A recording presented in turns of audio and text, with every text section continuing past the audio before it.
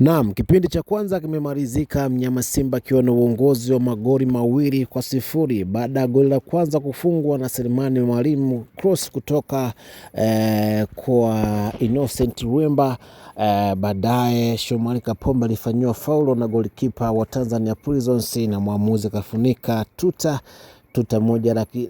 moja la kideo. Amekwenda kufunga Rushin Deleke, beki wa katikati wa klabu ya Simba, na kipindi cha kwanza kumalizika mnyama Simba akiwa na uongozi wa magoli 2-0. Bila shaka kipindi cha pili inawezekana tukapata magoli mengine kwa sababu mpaka sasa hivi mnyama Simba amedominate mchezo, licha kuwa uwanja ni mbaya kweli kweli, hujamzuia mnyama kuibuka na ushindi mnono katika mechi hii ambayo ni mechi muhimu kwao kuelekea mchezo mkubwa na unaowakabili hapo mbele dhidi ya Young Africans utakaoenda kupigwa pale visiwani Zanzibar, New Aman Complex, ambapo utapigwa tarehe 1 ya mwezi wa 3 majira ya saa 3 kamili za usiku. Usisahau kusubscribe, kulike, kushare na comment ili uwe wa kwanza kuzipata taarifa zetu kwa urahisi zaidi.